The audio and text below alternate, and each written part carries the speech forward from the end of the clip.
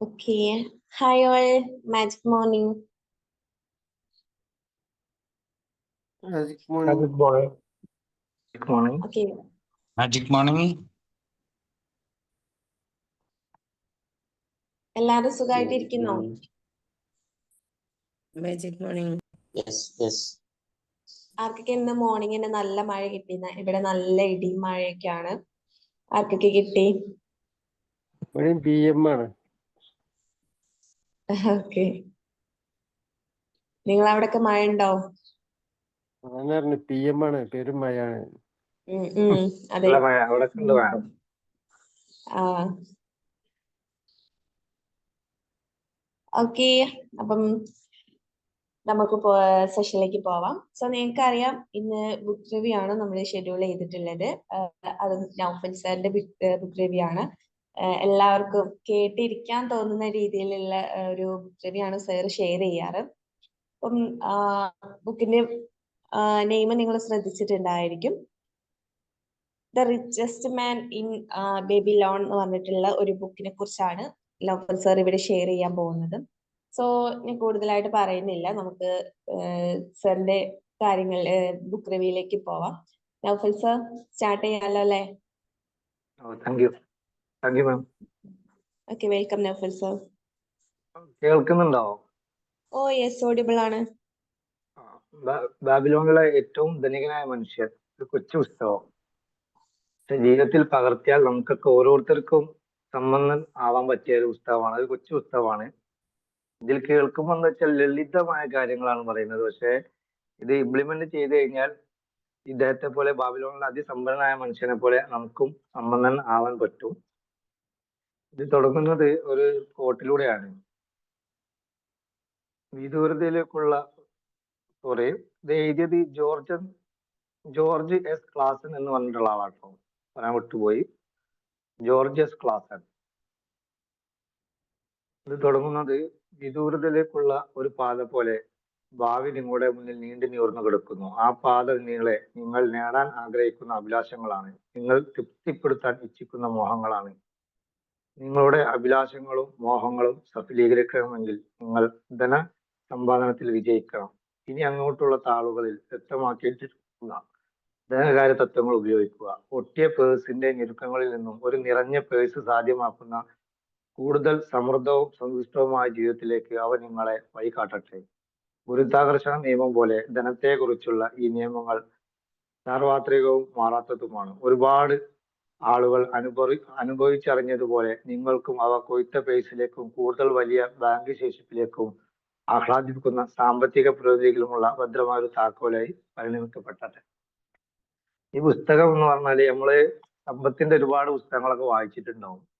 അതുപോലുള്ള ഒരു പുസ്തകം അല്ല, ഒരു കഥ പോലെ വായിക്കാൻ പറ്റിയ രസകരമായിട്ടുള്ള കാര്യങ്ങളും നമുക്ക് ഓരോ ദിവസവും ലൈഫിൽ ടെസ്റ്റ് ചെയ്യാൻ പറ്റിയിട്ടുള്ള ചെറിയ ചെറിയ ടാസ്ക് പോലുള്ള ഒരു പുസ്തകമാണ്. നമ്മള് സാമ്പത്തിക അച്ചടക്കത്തിന്റെ ഒക്കെ ഒരുപാട് പുസ്തകങ്ങളുണ്ട്. അതൊക്കെ ചിലപ്പോൾ നമുക്ക് ഉൾക്കൊള്ളാൻ പറ്റൂല. നമ്മളെ ചിലപ്പോൾ തുച്ഛമായ വരുമാനങ്ങൾ കൊണ്ടൊന്നും നമുക്ക് ടെസ്റ്റ് ചെയ്യാനൊന്നും പറ്റൂല. പക്ഷെ ഇത് ഒരു മാസത്തിൽ 1000 രൂപ വരുമാനമുള്ള ആളുകൾക്ക് വരെ ഇതിലെ ടിപ്സ് ഉപയോഗിച്ചിട്ട് സമ്പന്നനാകാൻ പറ്റുന്ന ഒരു പുസ്തകമാണ്. ആരെങ്കിലുമൊക്കെ കേട്ടിട്ടുണ്ടാവും പുസ്തകത്തെ കുറിച്ചിട്ട്. ഇതിലൊരു കോട്ട് ഇങ്ങനെയാണ്: ലൗകികമായ വിജയത്തെ അളക്കാനുള്ള മാധ്യമമാണ് ധനം. ലൗകികമായിട്ടുള്ള വിജയത്തെ അളക്കാനുള്ള മാധ്യമമാണ് ധനം. ഭൂമിക്ക് നൽകാൻ കഴിയുന്ന ഉത്കൃഷ്ടമായുള്ള ആസ്വാദനം സാധ്യമാക്കുന്നത് ധനമാണ്. ധനസമ്പാദനത്തെ നിയന്ത്രിക്കുന്ന ലളിതമായ നിയമങ്ങൾ ഗ്രഹിക്കുന്നവരിൽ ധനം സമൃദ്ധമാണ് എന്ന് പറഞ്ഞിട്ടുള്ള കോട്ടിലൂടെയാണ് തുടങ്ങുന്നത്. ഇതിൽ ആദ്യത്തെ അധ്യായം സ്കിപ്പ് ചെയ്യുക. കാരണം ആദ്യത്തെ അധ്യായത്തെ കുറിച്ച് ഇതിൽ പറയുന്നത് ഈ ബാബിലോണിലെ ദരിദ്രമായിട്ടുള്ള കാലങ്ങളെ കുറിച്ചിട്ടും ദരിദ്രമായിട്ടുള്ള ആളുകള് ഇതില് അർക്കാഡ് എന്ന് പറഞ്ഞിട്ടുള്ള ഒരു സമ്പന്നനെ കുറിച്ചിട്ട് ഓലെ കൂടെ പഠിച്ചിട്ടുള്ള ഒരു അർക്കാഡ് എന്ന സുഹൃത്തിനെ കുറിച്ചിട്ട് ചർച്ച ചെയ്യാണ്. അവന്റെ സമ്പത്തിനെ കുറിച്ചിട്ടും ഇവരെ ദാരിദ്ര്യത്തെ കുറിച്ചിട്ടൊക്കെ. അതാണ് ആദ്യത്തെ അധ്യായത്തിൽ പറയുന്നത്. രണ്ടാമത്തെ അധ്യായം മുതൽ തുടങ്ങുകയാണ്. Thank you. അർക്കാഡ് എന്ന പേരുള്ള വളരെ സമ്പന്നനായ ഒരാൾ പുരാതന ബാബിലോണിൽ ജീവിച്ചിരുന്നു. വൻ സമ്പത്തുള്ള അർക്കാഡിന്റെ ഖ്യാതി ദൂര ദിക്കുകളിൽ പോലും പരക്കെ അറിയപ്പെട്ടു. അയാളുടെ ഹൃദയവിശാലത പ്രസിദ്ധമാണ്. ദാനധർമ്മങ്ങളിൽ മഹാമനസ്കനായിരുന്നു. തന്റെ കുടുംബത്തിന്റെ കാര്യങ്ങളിൽ ഉദാരമതിയായിരുന്നു അർക്കാട്. സ്വന്തം ആവശ്യങ്ങൾക്ക് കൈയൊഴിഞ്ഞ് ചിലവഴിച്ചിരുന്നു. എങ്കിലും ചിലവഴിച്ചതിനേക്കാൾ വേഗത്തിൽ അയാളുടെ ആസ്തി ഓരോ വർഷവും വർദ്ധിച്ചുകൊണ്ടിരുന്നു. സമ്പന്നനായിട്ടുള്ള ആള് വളരെ ഉദാരമതിയാണ്. നമുക്കറിയാം, ഉദാരമതി എന്ന നല്ല ചാരിറ്റി ഒക്കെ ചെയ്യുന്ന ആളാ അല്ലെ. നമുക്കൊക്കെ ചാരിറ്റി ചെയ്യാൻ പേടിയാണ്. കാരണം എന്താ, കയ്യിലുള്ളത് തീർന്നു പോവാന്ന് വിചാരിച്ചിട്ട്. കാരണം ഇതിലേക്ക് സമ്പത്ത് ഉപയോഗിക്കുന്തോറും ഒരു അരുവി പോലെ സമ്പത്ത് നമ്മളിലേക്ക് ഇങ്ങനെ വന്നുകൊണ്ടിരിക്കണം. അപ്പൊ അതിനുള്ള കാര്യങ്ങളാണ്, അങ്ങനെയുള്ള ആളുകളിലാണ് സമ്പത്ത് തീർന്നു പോവാതിരിക്കുക. അപ്പൊ യുവത്വകാലത്തെ കുറച്ചു സുഹൃത്തുക്കൾ ഒരിക്കൽ അർക്കാടിനെ സമീപിച്ചു പറഞ്ഞു, അർക്കാട്, നീ ഞങ്ങളെക്കാൾ ഭാഗ്യവാനാണ്. നീ ബാബിലോണിലെ ഏറ്റവും സമ്പന്നനായപ്പോൾ ഞങ്ങൾ ജീവിക്കാൻ കഷ്ടപ്പെടുകയാണ്. നിനക്ക് ഏറ്റവും മുന്തിയ വസ്ത്രങ്ങൾ ധരിക്കാം, വിലയേറിയ ഭക്ഷണങ്ങൾ ആസ്വദിക്കാം, അത്യാവശ്യം കൊള്ളാവുന്ന ഉടുപ്പുകൾ കുടുംബങ്ങൾക്ക് നൽകാൻ കഴിഞ്ഞാൽ, പറ്റുന്ന വിധത്തിൽ അവർക്ക് ഭക്ഷണം കൊടുക്കാൻ കഴിഞ്ഞാൽ തൃപ്തരാകുന്നതാണ് ഞങ്ങൾ. കൂടാതെ നമ്മൾ സമമുള്ളവരായിരുന്നു. ഒരേ ഗുരുവിന്റെ നിന്നും വിദ്യ അഭ്യസിച്ചവർ, ഒരേ തരം കളികൾ കളിച്ചവർ. പഠനത്തിലോ കളികളിലോ നീ ഞങ്ങളെക്കാൾ തിളങ്ങിയിരുന്നുമില്ല. വർഷങ്ങൾ കഴിഞ്ഞപ്പോൾ നീ ഞങ്ങളെക്കാളും കൂടുതൽ ആദരണീയമായ പൗരനൊന്നും ആയില്ല. മാത്രവുമല്ല, ഞങ്ങൾ മനസ്സിലാക്കിയത് പ്രകാരം നീ ഞങ്ങളെപ്പോലെ കഠിനമായും ആത്മാർത്ഥമായും തൊഴിൽ ചെയ്തതുമില്ല.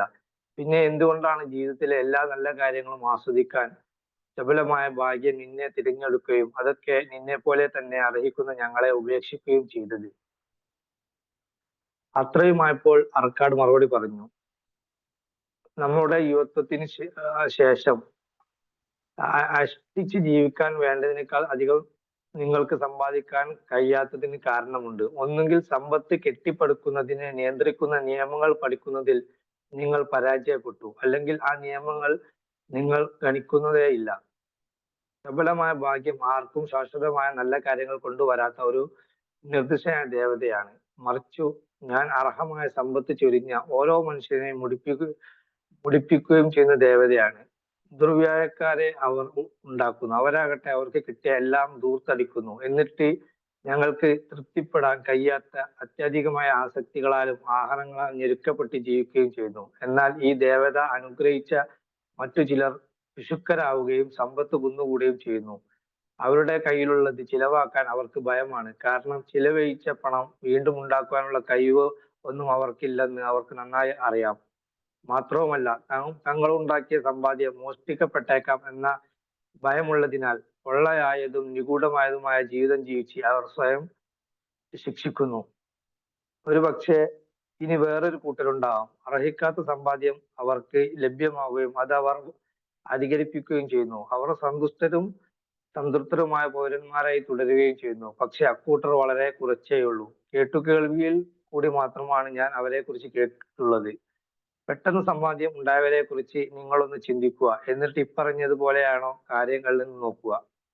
അപ്പൊ നമുക്ക് ചുറ്റുമുള്ള ആളുകളൊക്കെ അതിസമ്പന്നമായ ആളുകളൊക്കെ ഉണ്ടാവില്ലേ, നമ്മളെ അടുത്തുള്ള ആളുകളും നമ്മളെ കൂടെ പഠിച്ചവരൊക്കെ. അപ്പം അവരെ കുറിച്ചിട്ടൊക്കെ ഒന്ന് ചിന്തിക്കുക, അവരൊക്കെ എങ്ങനെയാണ് സമ്പന്നരായത് എന്നുള്ളത് അവർ പറഞ്ഞത്. ആർക്കാടിന്റെ ചങ്ങാതിമാർ സമ്മതിച്ചു. പൈതൃകമായി സമ്പാദ്യം കിട്ടിയവരുടെ കാര്യത്തിൽ ഇപ്പറഞ്ഞത് ശരിയാണ്. അതായത് പാരമ്പര്യമായിട്ട് കിട്ടിയ ആളുകൾ ഉണ്ടാവും അല്ലെ, അത് ചിലപ്പോൾ ഭാഗ്യം തന്നെയാണ് നമ്മൾ വിശേഷിപ്പിക്കുക. പക്ഷെ അവർക്ക് അർക്കാടിൽ നിന്നും അറിയേണ്ടത് അവൻ എങ്ങനെ ഇത്രയും സമ്പാദ്യം ഉണ്ടായി എന്നുള്ളതാണ്. അതായത് അർക്കാടിനെ കാണാൻ വന്ന ഈ രണ്ട് സുഹൃത്തുക്കളും അർക്കാട് ഒന്നിച്ച് പഠിച്ചവരാണ്, ഒന്നിച്ച് കളിച്ചു വളർന്നവരാണ്. പക്ഷെ അർക്കാടാണ് ഈ ബാബിലോണിലെ ഏറ്റവും സമ്പന്നനായ മനുഷ്യൻ. അപ്പം ഈ ദരിദ്രരായിട്ടുള്ള ആളുകൾ ഇവരിൽ നിന്ന് പഠിക്കാൻ വേണ്ടി വന്നതാണ്, എങ്ങനെ ഇവർ സമ്പന്നനായത് എന്നുള്ളത്. ഞാൻ യുവാവായിരുന്ന കാലത്ത് എനിക്ക് ചുറ്റും നോക്കി എന്തൊക്കെ നല്ല കാര്യങ്ങളാണ് സന്തുഷ്ടിയും സമൃദ്ധിയും തരുന്നത് എന്ന് ഞാൻ കണ്ടു.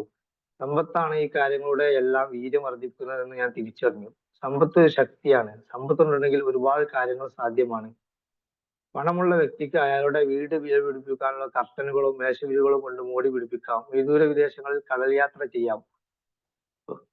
അവിടെയുള്ള രുചിയേറിയ ഭക്ഷണങ്ങൾ ആസ്വദിക്കാം. സ്വർണ്ണപ്പണിക്കാരിൽ നിന്നും രത്നങ്ങളും മിനുക്കുന്നവരിൽ നിന്നും ആഭരണങ്ങളും വാങ്ങാം. അതായത് സമ്പത്തുണ്ടായാലുള്ള എന്തൊക്കെ കാര്യങ്ങൾ ചെയ്യാനാണ് തുടക്കത്തിൽ പറയുന്നത്.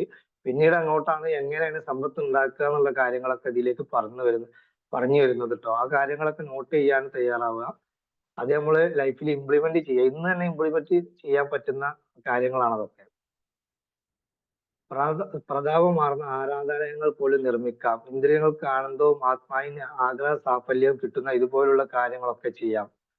അങ്ങനെ ഇതൊക്കെ മനസ്സിലാക്കിയതിനു ശേഷം ജീവിതം ആസ്വാദകരമാകാനുള്ള കാര്യങ്ങളിൽ എന്റെ പങ്ക് നേടുവാൻ ഞാൻ തീരുമാനിച്ചു. മറ്റുള്ളവർ ആസ്വദിക്കുന്നതിന് ദൂരെ നിന്ന് നോക്കുന്ന അസൂയക്കാരൊന്നും ഒരാളാകാൻ ഞാൻ ആഗ്രഹിച്ചില്ല. കണ്ടാൽ മാന്യമെങ്കിലും എന്നാൽ ഏറ്റവും വില കുറഞ്ഞതുമായ വസ്ത്രങ്ങളിൽ തൃപ്തനാകാനാകില്ലെന്ന് തീരുമാനിച്ചു. ഒരു ദരിദ്രന്റെ അവസ്ഥയിൽ തൃപ്തനാകാൻ ഞാൻ തയ്യാറല്ല. പകരം ജീവിതം സുഖകരമാകുന്ന കാര്യങ്ങളിൽ വിരുന്നിൽ ഞാൻ സ്വയം ഒരു അതിഥിയാവും.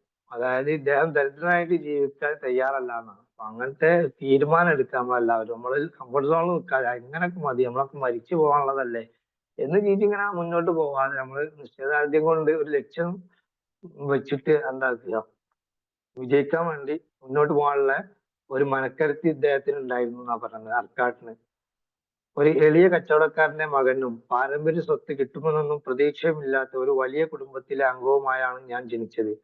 മാത്രവുമല്ല, നിങ്ങൾ തുറന്നു പറഞ്ഞതുപോലെ ശ്രേഷ്ഠമായ ഒരു ശക്തിയോ ജ്ഞാനമോ എനിക്കില്ല. അതുകൊണ്ട് തന്നെ ഞാൻ ആഗ്രഹിച്ചത് നേടണമെങ്കിൽ സമയവും പഠനവും ആവശ്യമാണെന്ന് ഞാൻ തീരുമാനിച്ചു. അപ്പൊ ഇദ്ദേഹത്തിന് മനസ്സിലായി പണം ഉണ്ടാക്കാൻ എന്താണ് പഠനവും സമയവും ആവശ്യമാണെന്ന്.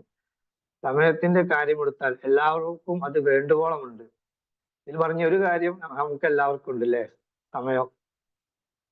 നിങ്ങൾ ഓരോരുത്തരും സമ്പന്നരാകാൻ വേണ്ടത്ര സമയം നിങ്ങൾക്ക് പിടിതരാതെ ഓടിപ്പോകാൻ നിങ്ങൾ അനുവദിച്ചിട്ടുണ്ട്. എന്നിട്ട് നിങ്ങൾ പറയുന്നു നിങ്ങൾക്ക് ന്യായമായി അഭിമാനിക്കാവുന്ന നിങ്ങളുടെ കുടുംബങ്ങളെയെല്ലാം മറ്റൊന്നും കാണിക്കാനില്ലെന്ന്.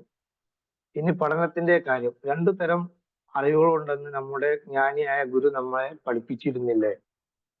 ഒന്ന്, നമ്മൾ പഠിക്കുകയും അറിയുകയും ചെയ്ത കാര്യങ്ങൾ. രണ്ടാമത് പരിശീലനമാണ്. അതാണ് നമുക്കറിയാത്ത കാര്യങ്ങൾ എങ്ങനെ കണ്ടെത്താം എന്ന് നമ്മളെ പഠിപ്പിക്കുന്നത്. അതുകൊണ്ടാണ് എങ്ങനെ സമ്പാദ്യം ഉണ്ടാകുമെന്നും അറിയാനും ആ അറിവ് കിട്ടിക്കഴിഞ്ഞാൽ പണം ഉണ്ടാക്കാനുള്ള ഉദ്യമം ഭംഗിയായി ചെയ്യാനും ഞാൻ തീരുമാനിച്ചത്. ആനന്ദത്തിന്റെ തിളക്കത്തിൽ നിൽക്കുമ്പോൾ ജീവിതാസ്വാദിക്കുന്ന ബുദ്ധി. കാരണം മരണത്തിന്റെ ലോകത്തേക്ക് നാം പുറപ്പെടുമ്പോൾ ധാരാളം ദുഃഖങ്ങൾ നമ്മളിലേക്ക് ഇറങ്ങി വരും. രേഖകളുടെ സൂക്ഷിപ്പുശാലയിൽ പകർത്തെഴുതു. അപ്പൊ ഇദ്ദേഹം ഇനി കഥ പറഞ്ഞു തുടങ്ങുകയാണ്. ഇനി ഒരു കാര്യം കൂടി നിങ്ങൾ ഓർമ്മിക്കുക, ഈ പുസ്തകം വായിച്ചു കഴിഞ്ഞതിന് ശേഷം, ഞാൻ സത്യം പറയാണ് കേട്ടോ, ഈ പുസ്തകം വായിച്ചതിൽ നിങ്ങൾക്കൊരു പ്രേരണ ആവാൻ വേണ്ടിയിട്ട് പറയല്ല. ഈ പുസ്തകം വായിച്ചതിന് ശേഷം ഞാൻ ഒരു 2 വർഷത്തോളം ഒരു 70,000 രൂപ വെച്ചിട്ട് ഞാൻ സേവിങ്സ് ചെയ്തിട്ടുണ്ട്. ഒരു വർഷം 70,000. അപ്പോൾ 2 വർഷത്തോളം ഞാനൊരു 1,40,000 രൂപ വരെ പിന്നെ മിച്ചം പിടിക്കാൻ എനിക്ക് സാധിച്ചിട്ടുണ്ട്. ഞാൻ അറിയാത്ത ഒരു തുകയാണത്. നിങ്ങൾക്ക് ഓരോരുത്തർക്കും ചിലപ്പോൾ അതിന്റെ ഇരട്ടി അല്ലെങ്കിൽ അതിന്റെ പകുതിയൊക്കെ സേവ്സ് ചെയ്യാൻ പറ്റും. അപ്പം ഇതിലെ ഇംപ്ലിമെന്റ് ചെയ്യാൻ പറ്റിയ കാര്യങ്ങൾ തുടങ്ങുകയാണ് ഈ വരി മുതൽ. എല്ലാവരും ശ്രദ്ധിക്കുക. ഇതെങ്ങനെയാണ് ഞാൻ സമ്പാദിച്ചത് നിങ്ങൾക്ക് ഈ അധ്യായം കഴിയുമ്പോൾ മനസ്സിലാവും.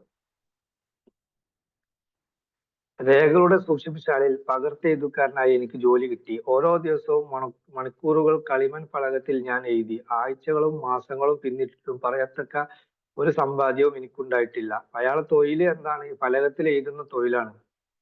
ആ ടൈപ്പിങ്ങും ഇതൊക്കെ വരുന്നതിന് മുമ്പുള്ള കഥയാണുള്ളത്. വസ്ത്രത്തിലും ദൈവങ്ങളോടുമുള്ള പ്രായശ്ചിത്ത കർമ്മത്തിനും ഓർമ്മിച്ചെടുക്കാൻ പറ്റാത്ത മറ്റ് പല കാര്യങ്ങളുമായി ചിലവായി. പക്ഷെ എന്റെ നിശ്ചയദാർഢ്യം എന്നെ ഉപേക്ഷിച്ചില്ല. ഒരു ദിവസം പണമിടപാടുകാരനായ ആൽക്കമിസ്റ്റ് നഗരത്തിലെ വീട്ടിൽ വന്നു 9ാം നിയമത്തിന്റെ ഒരു കോപ്പി ആവശ്യപ്പെട്ടു. 2 ദിവസത്തിനുള്ളിൽ എനിക്കത് കിട്ടണം. അതിനുള്ള ജോലി പൂർത്തിയാക്കിയാൽ നിനക്ക് ഞാൻ 2 ചെമ്പു നാണയം തരും എന്ന് അയാൾ പറഞ്ഞു. അപ്പോ അവിടെയുള്ള ഏറ്റവും ധനികനായിട്ടുള്ള ഇദ്ദേഹം ഒരു പണിക്കാരനായ സമയത്താട്ടോ ഇത് തുടങ്ങുന്നത്. അപ്പം ആ നഗരത്തിലെ ഏറ്റവും വലിയ പണക്കാരനായ ഒരാളെ ഒരു ജോലി ഏൽപ്പിക്കാൻ വേണ്ടി ഇയാളെടുത്ത് വരികയാണ്. പകർത്തേണ്ട നിയമം നീണ്ടതാണ്. ഞാൻ കഠിനമായി പ്രയത്നിച്ചെങ്കിലും ആൽക്കമിസ്റ്റ് തിരിച്ചു വന്നപ്പോൾ ഏൽപ്പിച്ച ജോലി പൂർത്തിയായിട്ടില്ല. അയാൾ ദേഷ്യപ്പെട്ടു. ഞാൻ അയാളുടെ അടിമയായിരുന്നെങ്കിൽ എന്നെ അയാൾ തല്ലിയേനെ. എന്നെ മർദ്ദിക്കുവാൻ നഗരത്തലവൻ ഒരിക്കലും അനുവദിക്കില്ല എന്നെനിക്ക് അറിവായതുകൊണ്ട് എനിക്ക് പേടിയൊട്ടുമില്ലായിരുന്നു. അതുകൊണ്ട് ഞാൻ അയാളോട് പറഞ്ഞു, ആൽക്കമിസ്റ്റ്, നിങ്ങൾ വളരെ സമ്പന്നനായ ഒരാളാണ്. എനിക്ക് എങ്ങനെ സമ്പന്നനാകാം എന്ന് നിങ്ങൾ എനിക്ക് പറഞ്ഞു തരൂ. അങ്ങനെയാണെങ്കിൽ രാത്രി മുഴുവൻ ഞാൻ മൺഫലകത്തിൽ അക്ഷരങ്ങൾ കൊത്താം. സൂര്യനുദിക്കും മുമ്പേക്കും പണി പൂർത്തിയാക്കാം. അപ്പോ ഇയാളെടുത്ത് പറഞ്ഞ സമയത്തിനുള്ളിൽ ഇയാൾ ഈ ജോലി പൂർത്തിയാക്കാത്തതുകൊണ്ട് ഇയാൾ വളരെ ദേഷ്യപ്പെട്ടു വന്നിട്ടുണ്ടായി സമ്പന്നനായ മനുഷ്യൻ. പക്ഷേ നമ്മളെ നായകൻ എന്താണ്, വളരെ ബുദ്ധിയുള്ള ആളാ. അപ്പൊ കരയുന്ന കുഞ്ഞിനെ പാലുള്ളൂ എന്ന് പറഞ്ഞ മാതിരി നമുക്കൊക്കെ ചോദിച്ചു വാങ്ങാൻ മടിയുള്ള കാര്യം. പക്ഷെ ഇദ്ദേഹം എന്താക്കിയിട്ടില്ല, എനിക്ക് ഇത്ര, നമ്മളൊക്കെ ഇന്നത്തെ കാലത്ത് എന്താ പറയാ, 1000 രൂപയുടെ ജോലിയാണെങ്കിൽ ഓവർ ടൈം എടുത്താൽ 2000 രൂപ തരാണെങ്കിൽ നമ്മൾ ജോലി എടുക്കാന്ന് പറയല്ലേ. പക്ഷെ ഇദ്ദേഹം പറഞ്ഞ എന്താണോ, നിങ്ങൾ സമ്പന്നനായ വ്യക്തിയാണ്, നിങ്ങൾ എങ്ങനെയാണ് ആ സമ്പന്നനായതുള്ള രഹസ്യം പറഞ്ഞു തരാണെങ്കിൽ നേരം വെളുക്കുന്നതിന് മുമ്പ് നിങ്ങൾക്ക് ഈ ഫലകം തരാന്നാ പറഞ്ഞത്. ഉറക്കം ഒഴിച്ചിട്ട് ഞാൻ ആ ജോലി പൂർത്തീകരിക്കാം എന്നാ പറഞ്ഞത്. അദ്ദേഹം എന്താ പറയുന്നത് നോക്കുക. അയാൾ എന്നെ നോക്കി ചിരിച്ചുകൊണ്ട് മറുപടി നൽകി, നീ ആളൊരു പോക്കിരിയാണല്ലോ, ഏതായാലും നമുക്കിതിനെ ഒരു ഉടമ്പടിയായി കാണാം. ആ രാത്രി മുഴുവൻ അക്ഷരങ്ങൾ കൊത്തി എന്റെ നടുവേദനിച്ചു. വെളുക്കുതിരിയുടെ മണം തലവേദനയുണ്ടാക്കി. കണ്ണുകൊണ്ടും ശരിക്കും ഞാൻ കാണാൻ പറ്റാത്ത സമയം വരെ ഞാൻ പണിയെടുത്തു. സൂര്യോദയത്തിന് അയാൾ തിരിച്ചു വന്നപ്പോൾ ഫലകങ്ങളെല്ലാം പൂർത്തിയാക്കിയിരുന്നു. ഇനി നിങ്ങൾക്ക് എനിക്ക് ഉറപ്പു തന്ന കാര്യം പറയൂ, ഞാൻ അയാളോട് പറഞ്ഞു. മകനെ, ഈ ഉടമ്പടിയുടെ നിന്റെ ഭാഗം നീ പൂർത്തിയാക്കി, എന്റെ ഭാഗം പൂർത്തിയാക്കാൻ ഞാനും തയ്യാറാണ്. അയാൾ അനുകമ്പയോടെ എന്നോട് പറഞ്ഞു. ഞാനൊരു വൃദ്ധനായി കൊണ്ടിരിക്കുന്നു. വാർദ്ധക്യത്തിൽ ആളുകൾ സംസാരപ്രിയരാണല്ലോ, അതുകൊണ്ടാണ് നീ അറിയാൻ ആഗ്രഹിക്കുന്ന ഈ കാര്യങ്ങൾ എന്നോട് ഞാൻ പറയാൻ പോകുന്നത്. ഉപദേശം തേടി യുവത്വം വാർദ്ധക്യത്തിന്റെ അടുത്ത് വന്നാൽ യുവത്വത്തിൽ കിട്ടുന്നത് വർഷങ്ങൾ കൊണ്ട് ലഭിച്ച ജ്ഞാനമാണ്. പക്ഷെ പലപ്പോഴും യുവത്വം കരുതുന്നത് വാർദ്ധക്യത്തിന് അറിയാവുന്നത് ഭൂതകാലത്തിന്റെ അറിവാണെന്നും അതുകൊണ്ട് തന്നെ പ്രയോജനമില്ലാത്തതുമാണെന്നും. പക്ഷെ ഒന്നോർക്കുക, ഇന്ന് തിളങ്ങുന്ന സൂര്യൻ തന്നെയാണ് നിന്റെ അച്ഛൻ ജനിച്ചപ്പോഴും തിളങ്ങിയിരുന്നത്. നിന്റെ അവസാനത്തെ പൗത്രി ജനിക്കുമ്പോഴും ഇതേ സൂര്യൻ തന്നെയാണ് തിളങ്ങുക, അല്ലെ? ശരിയാ പറഞ്ഞത്. ചില ആളുകളോട് സംസാരിക്കുമ്പോൾ, പ്രായമുള്ള ആളുകളോട്, മുത്തച്ഛന്മാരോടൊക്കെ സംസാരിക്കുമ്പോൾ നമ്മൾ കരുതൽ എന്താ, അതൊക്കെ അപ്ഡേഷൻ ഉള്ള കാലത്തെ നമ്മൾ ജീവിച്ചിരിക്കുന്നത്. അതൊക്കെ പഴയ കാര്യങ്ങളാണ്. അപ്പൊ അവരിൽ നിന്നൊന്നും നമുക്കൊന്നും അറിയാനില്ല. അപ്പൊ നമ്മൾ ചിലപ്പോൾ കേൾക്കൂല, അവരെന്തെങ്കിലും പറയുന്ന കാര്യമാണെങ്കിൽ നമ്മൾ എണീറ്റ് പോലും. പക്ഷെ സത്യം പറഞ്ഞാൽ നല്ല ലിസണർ ആയിരിക്കുക എന്നുള്ളത് പ്രായമുള്ള ആളുകളോടോ അതോ സമ്പന്നരായ ആളുകളോടോ അല്ലെ കുട്ടികളോട് പോലും നമ്മൾ സംസാരിക്കുമ്പോൾ അറിവാണ് എന്ന് കരുതിക്കൊണ്ട് നമ്മൾ ലിസണർ ആയിട്ടിരിക്കുക. നമുക്ക് എന്തെങ്കിലും ഒന്നും കിട്ടാതിരിക്കില്ല. ഇദ്ദേഹം പറഞ്ഞ അതാണ്. ആൽക്കെമിസ്റ്റ് തുടർന്നു, യുവത്വത്തിന്റെ ചിന്തകൾ ആകാശത്തെ പലപ്പോഴും തിളക്കമുള്ളതാക്കുന്ന ക്ഷണിതമായ ഉൽക്കകളെ പോലെയാണ്. എന്നാൽ വാർദ്ധക്യത്തിന്റെ വിവേകം നാവിന് എന്നും വഴികാട്ടിയായി ആശ്രയിക്കാൻ പറ്റുന്ന മാറ്റമില്ലാത്ത തിളങ്ങുന്ന സ്ഥിരമായ നക്ഷത്രങ്ങളെ പോലെയാണ്. എന്റെ വാക്കുകൾ ശ്രദ്ധിച്ചു കേൾക്കുക, അല്ലെങ്കിൽ ഞാൻ പറയാൻ പോകുന്നതിന്റെ പൊരുൾ നിനക്ക് പിടികിട്ടണമെന്നില്ല. നിന്റെ രാത്രി ഉറക്കം വെച്ചതിനുള്ള ജോലി പാഴായി പോയല്ലോ എന്ന് കരുതുകയും ചെയ്തേക്കാൻ. എന്നിട്ടയാൾ രോമം നിറഞ്ഞ പുയകങ്ങളുള്ള കണ്ണുകൾ കൊണ്ട് എന്നെ തീവ്രമായി നോക്കി ഉറച്ച സ്വരത്തിൽ പറഞ്ഞു, ഞാൻ സമ്പാദിക്കുന്നതിന്റെ ഒരു ഭാഗം എനിക്ക് വേണ്ടി കരുതി വെക്കാനുള്ളതാണ് എന്ന് ഞാൻ തീരുമാനിച്ചു. അന്നു മുതൽ സമ്പാദ്യത്തിലേക്കുള്ള മാർഗം ഞാൻ കണ്ടെത്തി, അതുപോലെ നീയും കണ്ടെത്തും. അപ്പൊ ഇതാണ് ആ പ്രസിദ്ധമായ വാക്ക് കേട്ടോ. അദ്ദേഹത്തിന് ആ രഹസ്യം പറഞ്ഞു കൊടുത്തത് ഒന്നാമതായിട്ടുള്ള വാക്ക് ഇതാണ്. ഞാൻ സമ്പാദിക്കുന്നതിന്റെ ഒരു ഭാഗം എനിക്ക് വേണ്ടി ഞാൻ കരുതി വെച്ചു എന്നുള്ളതാണ് പറഞ്ഞത്. മുതൽ സമ്പാദ്യത്തിലേക്കുള്ള മാർഗം ഞാൻ കണ്ടെത്തി, അതുപോലെ നീയും കണ്ടെത്തുക. അപ്പം അദ്ദേഹം പറഞ്ഞത് അദ്ദേഹം സമ്പാദിക്കുന്നതിന്, അപ്പൊ നമ്മളൊക്കെ വിചാരിക്കും നമ്മളൊക്കെ സമ്പാദിക്കുന്നതിന്റെ മുഴുവൻ നമ്മളാ പിന്നെ കരുതി വെക്കുന്നുണ്ടല്ലോ എന്നല്ലേ. അപ്പം അതെങ്ങനെയാണെന്നുള്ളത് നമുക്ക് കുറച്ചുകൂടി മുന്നോട്ട് പോയാൽ മനസ്സിലാവും. അതിനുശേഷം തുളച്ചു കയറുന്ന കണ്ണോട്ടത്തിലോ ഒന്നും സംസാരിക്കാതെ എന്നെ നോക്കിക്കൊണ്ടിരുന്നു. ഇത്രയുമാണോ പറയാനുള്ളത്, ഞാൻ ചോദിച്ചു. ആടുകളെ മേയ്ക്കുന്ന ഒരുവന്റെ ഹൃദയത്തെ പണമിടപാടുകാരന്റെ ഹൃദയമാക്കി മാറ്റാൻ അത് ധാരാളം, അയാൾ തിരിച്ചു പറഞ്ഞു. അതായത് ആട് മേയ്ക്കുന്ന ഒരു ആളിനെ സംബന്ധിച്ചിടത്തോളം, അല്ലെങ്കിൽ പലക എഴുതുന്ന ഒരാളിനെ കുറിച്ചോളം വലിയൊരു പണക്കാര ആകാനുള്ള ഒരു ട്രിപ്പാണ് അദ്ദേഹം പറഞ്ഞത്. ഇത് തന്നെ ധാരാളമാണെന്നാണ് അദ്ദേഹം പറഞ്ഞത് പണക്കാരനാകാൻ. പക്ഷെ ഞാൻ സമ്പാദിക്കുന്നതെല്ലാം എനിക്കുള്ളതല്ലേ, ഞാൻ ചോദിച്ചു. അദ്ദേഹം മറുപടി പറഞ്ഞു, ഞാൻ സമ്പാദിക്കുന്നത്, അതായത് നിങ്ങൾക്ക് ഇപ്പം നിങ്ങൾ ആലോചിച്ചാൽ മതി, ഒരു മാസം 15,000 കിട്ടുന്ന ആളുകൾ 25,000 കിട്ടുന്ന ആളുകളൊക്കെ ഉണ്ടാവും. നിങ്ങളോടൊക്കെ പറഞ്ഞ നിങ്ങളെ സമ്പാദിക്കുന്നതിന്റെ ഒരു ഭാഗം മാറ്റി വെക്കാനാണ്. അപ്പൊ നമ്മൾ ചിന്തിക്കുന്ന എന്താ, ഈ 25,000 ഇത് മുഴുവൻ നമ്മൾ മാറ്റി വെക്കുന്നില്ല എന്നല്ല ചിന്തിക്കുന്ന ഓരോരുത്തരും. ഒരിക്കലുമല്ല. അയാൾ പറഞ്ഞു, വസ്ത്രം തയ്ക്കുന്നവന് നീ പണം കൊടുക്കുന്നില്ലേ, പാദരക്ഷ ഉണ്ടാക്കുന്നവന് നീ പണം കൊടുക്കുന്നില്ലേ, അല്ലെ? ഫോൺ റീചാർജ് ചെയ്യുന്നവർക്ക് നമ്മൾ പണം കൊടുക്കുന്നുണ്ട്. നമ്മൾ കഴിക്കുന്ന ഭക്ഷണത്തിന് നമ്മൾ പണം കൊടുക്കുന്നുണ്ട്. ഒരു മാസത്തെ സമ്പാദ്യം കാണിക്കാൻ നിനക്ക് എന്താണുള്ളത്? അപ്പൊ ഇതിൽ പറയുന്നത് എന്താ അറിയോ, ഇപ്പോ 25,000 രൂപ നമുക്ക് ശമ്പളം കിട്ടുന്നെന്ന് വിചാരിക്കുക, അല്ലെങ്കിൽ 15,000 രൂപ. നമ്മൾ വസ്ത്രം വാങ്ങുന്നു, ഫോൺ റീചാർജ് ചെയ്യുന്നു, അല്ലെ? വീട്ടിലേക്ക് ഭക്ഷണം വാങ്ങുന്നു. ഇതിൽ അദ്ദേഹം പറഞ്ഞത് എന്താ വെച്ചാൽ ഇതിൽ നിങ്ങൾക്ക് വേണ്ടി നിങ്ങൾ എന്താണ് കരുതിയിരിക്കുന്നതാണ്. ഇതിൽ പറഞ്ഞ കാര്യങ്ങളൊക്കെ നമ്മൾ മറ്റുള്ളവർക്ക് കൊടുക്കുക അല്ലെ. നമ്മൾ അധ്വാനിച്ചിട്ട് നമ്മള് വസ്ത്രാലയങ്ങൾക്കും അതുപോലെ ചെരുപ്പ് ഇതൊക്കെ നമുക്ക് ഉപയോഗിക്കാനുള്ളതായിട്ടുള്ളെങ്കിൽ പോലും ഇതിന്ന് ഒരു ഭാഗം നമ്മൾക്ക് മാറ്റി വെക്കണം എന്ന് അദ്ദേഹം പറഞ്ഞത്. ഒരു വർഷത്തെ സമ്പാദ്യത്തിൽ നീ എന്താണ് മെച്ചം വെച്ചിട്ടുള്ളത്? ഒരു മാസം, അതായത് നിങ്ങൾ ആലോചിച്ചു, ഈ കഴിഞ്ഞ മാസം നിങ്ങൾ മാർച്ച് മാസത്തിൽ നിങ്ങൾ മിച്ചം വെച്ചത് എന്തെങ്കിലും നിങ്ങളെ കയ്യിലുണ്ടോ? ഉണ്ടെങ്കിൽ ഒന്ന് കമന്റ് ചെയ്യൂട്ടോ. ഈ മാർച്ച് മാസം ഒരു മാസം സാലറി കിട്ടിയിട്ട് അതില് സേവിങ്സ് ആയിട്ട് എത്ര രൂപ നിങ്ങളെ കയ്യിലുണ്ടെന്ന് ഓരോരുത്തരും ഒന്ന് കമന്റ് ചെയ്യുക, കേൾക്കുന്നവര്. ഇല്ലാത്തവര് നോ എന്ന് ചെയ്യുക. നീ ഒരു മണ്ടനാണ്, നിനക്കൊഴികെ നീ എല്ലാവർക്കും പണം കൊടുക്കുന്നു. മന്ദബുദ്ധി, നീ മറ്റുള്ളവർക്ക് വേണ്ടി പണിയെടുക്കുന്നു. ഓരോ അടിമയും ഇത് തന്നെയാണ് ചെയ്യുന്നത്. ഭക്ഷണവും വസ്ത്രവും കിട്ടുന്നതിന് യജമാനന് വേണ്ടി പണിയെടുക്കുന്നു. നീ സമ്പാദിക്കുന്നതിന്റെ 1/10 നിനക്കായി നീ കരുതി വെച്ചാൽ 10 വർഷമാകുമ്പോഴേക്കും നിന്റെ കയ്യിൽ എത്ര പണമുണ്ടാവും? അപ്പം ഇതിൽ പറഞ്ഞ ആ ഒരു ഭാഗം എന്ന് പറഞ്ഞത് കണക്ക് പ്രകാരം അദ്ദേഹം പറഞ്ഞിട്ടുണ്ട്. 1/10 നമുക്കായിട്ട് മാറ്റി വെക്കുക എന്നുള്ളതാണ്. അപ്പൊ ഈ ട്രിക്കാണ് ഞാൻ 2 വർഷമായിട്ട് 3 വർഷമായിട്ട് ഞാൻ ബുക്ക് വാങ്ങിയിട്ടുണ്ട്. 2 വർഷമായിട്ട് ഞാൻ ഉപയോഗിച്ച ട്രിക്കാണ്. അതായത് 1000 രൂപ എനിക്ക് കിട്ടുന്ന സമയത്ത് ഞാൻ 100 രൂപ മാറ്റി വെക്കും. അങ്ങനെ ഞാൻ കുറച്ച് ആർത്തി വന്നപ്പോൾ ഞാൻ എന്താക്കി, 500 രൂപ മാറ്റി വെക്കൽ തുടങ്ങി. അപ്പൊ വീണ്ടും അതിന് പണം തിരിച്ചെടുക്കേണ്ട ഒരു അവസ്ഥ വന്നു. അപ്പൊ ഇതിൽ പറയുന്ന 10 ഭാഗം മാത്രം നിങ്ങൾ മാറ്റി വെക്കുക. അത് ഇന്ന് തന്നെ നമ്മൾ എന്താക്കുക, അത് ചെയ്യുക. ഒരു 1000 രൂപ കിട്ടുന്നവൻ എന്താക്കുക, 100 രൂപ മാറ്റി വെക്കുക. 500 രൂപ കിട്ടുന്ന ആള് 50 രൂപ എടുത്തു വെക്കുക. 100 രൂപയാണ് കിട്ടുന്നതെങ്കിൽ 10 രൂപ മാറ്റി വെക്കുക. 10 രൂപ മാറ്റി വെച്ചാല് നിങ്ങൾക്ക് അറിയാൻ കഴിയും 10 വർഷം കൊണ്ട് നിങ്ങളെ കയ്യിൽ എത്ര പണം ഉണ്ടാവും എന്നാ പറഞ്ഞത്. അപ്പൊ ഇവിടേക്ക് പറയണ്ട, നിങ്ങളൊന്ന് കാൽക്കുലേഷൻ ചെയ്യുക, എന്നിട്ടൊന്ന് ജസ്റ്റ് ഒന്ന് നോട്ട് ചെയ്ത് നോക്കുക. 10 വർഷം കഴിയുമ്പോൾ നിങ്ങളെ സമ്പാദ്യത്തിന്റെ 10 നിങ്ങൾ മാറ്റി വെച്ചാൽ നിങ്ങളെ കയ്യിൽ എത്ര തുക ഉണ്ടാവുന്നത്. 5 വർഷം കഴിയുമ്പോൾ എത്ര ഉണ്ടാവും, 1 വർഷം കഴിയുമ്പോൾ എത്ര ഉണ്ടാവും, ഒന്ന് ജസ്റ്റ് ഒന്ന് കാൽക്കുലേഷൻ ചെയ്ത് ഒന്ന് ഇമാജിൻ ചെയ്ത് നോക്കും. നിങ്ങളെ കയ്യിൽ ആ പൈസ എന്ന് പറഞ്ഞാൽ നിങ്ങൾ തൊടാൻ പാടില്ല, എന്ത് അത്യാവശ്യം വന്നാലും. കാരണം ചെറിയൊരു തുകയാണിത്. കാരണം നമുക്ക് മാറ്റി വെക്കാൻ പറ്റുന്ന തുക നമ്മൾ മാറ്റി വെക്കാവും. ബാക്കി വരുന്ന തുക മാസത്തിൽ ഒരു 5000 രൂപ കിട്ടുന്ന ഒരാളാണെങ്കിൽ 100 രൂപ നിങ്ങൾക്ക് മാസം മാറ്റി വെക്കാൻ പറ്റും. നിങ്ങൾക്ക് ആയിട്ട് മാത്രമുള്ളതാ പറഞ്ഞത്. നിങ്ങൾ പർച്ചേസ് ചെയ്യാനോ മറ്റു കാര്യങ്ങൾക്കോ ഹോസ്പിറ്റലായിട്ടുള്ളതൊക്കെ നമ്മൾ എന്താക്കുക, വേറെയുള്ള ക്യാഷിൽ നിന്ന് എടുത്തു. കാരണം എന്താ, ഇതിൽ ഏറ്റവും വലിയ പ്രത്യേകത വെച്ചാൽ ഈ 100 രൂപ നിങ്ങൾ മാറ്റി വെച്ചാൽ ബാക്കി 4900 ഉണ്ടായാലും നിങ്ങളെ കാര്യങ്ങൾ ഭംഗിയായി പോകും എന്നുള്ളതാണ്. ഒരു ഞെരുക്കം അനുഭവപ്പെടൂല. അപ്പോൾ ഇതിലെ ഫസ്റ്റ് സ്റ്റെപ്പാണ് അത്. നിങ്ങൾ ഇന്ന് മുതൽ ഒന്ന് ഇംപ്ലിമെന്റ് ചെയ്യാൻ ശ്രമിക്കുക. സംഖ്യകളെ കുറിച്ചുള്ള എന്റെ അറിവ് എന്നെ ഉപേക്ഷിച്ചില്ല. എന്റെ ഒരു വർഷത്തെ സമ്പാദ്യം എത്രയാണ് അത്രയും ഞാൻ ഉത്തരം കൊടുത്തു. നീ ഇപ്പറഞ്ഞത് അർത്ഥസത്യമാണ്. ആൽക്കെമിസ്റ്റ് തിരിച്ചടിച്ചു. നീ കരുതി വെക്കുന്ന ഓരോ സ്വർണ്ണ നാണയവും നിനക്ക് വേണ്ടി പണിയെടുക്കുന്ന അടിമയാണ്. അതിന്റെ സന്തതിയാണ് അതിൽ നിന്ന് സമ്പാദിക്കുന്ന ഓരോ ചെമ്പു നാണയവും. അത് നിനക്ക് വേണ്ടി പണം ഉണ്ടാക്കുന്നു. നീ സമ്പന്നനാവുമ്പോൾ നീ മിച്ചം വെക്കുന്ന വരുമാനം ഉണ്ടാക്കണം. അതിന്റെ സന്തതികളും സമ്പാദ്യം ഉണ്ടാക്കണം. അങ്ങനെ വന്നാൽ ഇതെല്ലാം കൂടി നീ കൊതിക്കുന്ന സമൃദ്ധി നിന്നിലേക്ക് ഒഴുകി വരും.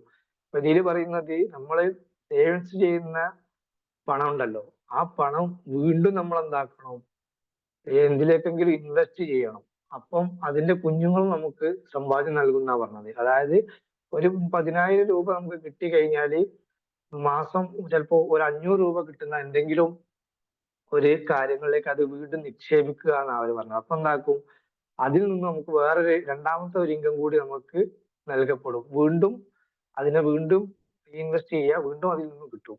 അപ്പൊ അത് നമുക്കൊരു ഇൻകം ആയിട്ട് മാറുന്ന പറഞ്ഞത്. നീ കരുതുന്നുണ്ടാവും രാത്രി മുഴുവൻ ഉറങ്ങാതെ ചെയ്ത നിന്റെ ജോലിക്ക് മതിയായ വേതന കിട്ടിയില്ല എന്ന്. അയാൾ തുടർന്നു, എന്നാൽ ഞാൻ നിനക്ക് നൽകുന്ന വസ്തുതയെ നീ ശരിക്കും മനസ്സിലാക്കാനുള്ള ബുദ്ധിശക്തി നിനക്കുണ്ടെങ്കിൽ നിനക്ക് കിട്ടേണ്ടതിനേക്കാൾ 1000 മടങ്ങ് അധികമാണ് ഞാൻ തരുന്നത്. അതായത് അൽക്കെമിസ്റ്റ് പറയാണ്, നീ ചിലപ്പോ ചിന്തിക്കുന്നുണ്ടാവും, നീ രാത്രിയൊക്കെ ഇത്രയും പണിയെടുത്തിട്ട് ഈ ചെറിയൊരു കാര്യമാണല്ലോ പറഞ്ഞു തന്നത്, അപ്പോ അത് വെറുതെ ആയല്ലോ നീ പണിയെടുത്തത് നിനക്ക് തോന്നുന്നുണ്ടാവും. പക്ഷെ അൽക്കെമിസ്റ്റ് പറഞ്ഞത് എന്താ അറിയോ, നീ ഒരു ബുദ്ധിശാലിയാണെങ്കിൽ, ബുദ്ധിശക്തി നിനക്കുണ്ടെങ്കിൽ നിനക്ക് കിട്ടേണ്ടതിനേക്കാൾ 1000 അധികമാണ് ഞാൻ തരുന്നത്. അതായത് ഞങ്ങൾക്ക് പറഞ്ഞു തരുന്നതിനേക്കാൾ 1000 മടങ്ങാണ് ഞാൻ ഒറ്റ വാക്കുകൾ കൊണ്ട് പറഞ്ഞു തന്നതെന്നാണ്.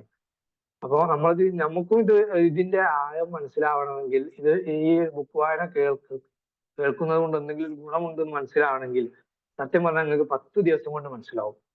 വെറും 10 ദിവസം കൊണ്ട് നിങ്ങൾക്ക് മനസ്സിലാവും. കാരണം നമ്മൾ ആ 10 ദിവസം നമ്മൾ ആ പൈസ അക്കൗണ്ടിൽ വെക്കരുത്. ഞാൻ ഒരു ടിപ്സ് കൂടി പറഞ്ഞുതരാം.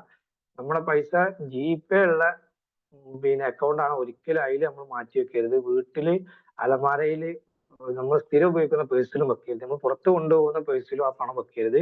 വേറെ മാറ്റി വെക്കുക. ഒരു 10 ദിവസം 20 ദിവസം കൂലി കിട്ടുന്ന ഒരാളാണെങ്കിൽ നമുക്ക് പെട്ടെന്ന് മനസ്സിലാവും. ഒരു സാലറി ഉള്ള ആളാണെങ്കിൽ ഒരു 5 മാസം കൊണ്ട് നമുക്കൊരു ആനന്ദം അതിന് കിട്ടാനുണ്ട്. ആ പൈസ ഇങ്ങനെ കാണുമ്പോൾ നമുക്ക്, അതായത് നിങ്ങൾക്ക് ഓരോരുത്തർക്കും ഉള്ള പൈസയാണ് ഇത്. നിങ്ങളെ മക്കൾക്കുള്ള പൈസ അല്ല, നിങ്ങളെ പേരൻസിനുള്ള പൈസ അല്ല, നിങ്ങൾക്ക് സ്വന്തമായിട്ടുള്ള പൈസയാണ് ആ പൈസ.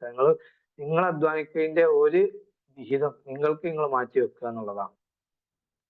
നീ സമ്പാദിക്കുന്നതിന്റെ ഒരു ഭാഗം നിനക്കുള്ളതാണ്. നിന്റേത് എത്ര ചെറിയ സമ്പാദ്യമാണെങ്കിലും നിനക്ക് മാത്രമുള്ളതാണത്. അതിന്റെ 10-1 കുറയരുത്. അപ്പൊ ഇതിൽ പറഞ്ഞ കാര്യം ഒന്ന് ശ്രദ്ധിക്കുക. ഇതിൽ 10-1 കുറയരുത് എന്നാ പറഞ്ഞത്. നിങ്ങൾ സമ്പാദ്യം ഈ ലക്ഷങ്ങളാണെങ്കിലും അതിൽ 10-1 കുറയരുത്. ചില ആളുകൾ ഉണ്ടാവും ലക്ഷങ്ങൾ വരുമാനമുള്ളത്, അത്രയോ അല്ലെങ്കിൽ നിനക്ക് താങ്ങാവുന്നെങ്കിൽ അതിൽ കൂടുതലോ ആവാം. ആദ്യം നീ നിനക്ക് തന്നെയാണ് വേതനം നൽകേണ്ടത്. ബാക്കിയുള്ളതിൽ നിന്നും ആവശ്യത്തിനും ഭക്ഷണത്തിനും ദാനധർമ്മത്തിനും പള്ളികൾക്കും അമ്പലങ്ങൾക്കും പാവപ്പെട്ട മനുഷ്യർക്കും ഒക്കെ കൊടുക്കുക. അതായത് നിങ്ങൾക്ക് പണം മാറ്റി വെച്ചിട്ടാണ് നിങ്ങൾ ഈ പറഞ്ഞ ആളുകൾക്കൊക്കെ പണം കൊടുക്കേണ്ടത് എന്നാണ് പറഞ്ഞത്. മിച്ചം വരുന്നത് കൂടുതലൊന്നും നിങ്ങൾ മിച്ചം മാറ്റി വെച്ച് അത് മിച്ചത്തിൽ വരുന്നതിൽ കൂടുതലൊന്നും നിങ്ങൾ തയ്യൽക്കാരനോ പാദരക്ഷ ഉണ്ടാകുന്ന ആളുകൾക്ക് കൊടുക്കരുത് എന്നാണ് പറഞ്ഞത്. സമ്പാദ്യം ഒരു വൃക്ഷം പോലെയാണ്. അതൊരു വിത്തിൽ നിന്നാണ് ഉണ്ടാകുന്നത്. നീ മിച്ചം വെക്കുന്ന ആദ്യത്തെ ചെമ്പുനാണയം എന്ന വിത്തിൽ നിന്ന് നിന്റെ സമ്പാദ്യമായ വൃക്ഷം വളരുന്നത്.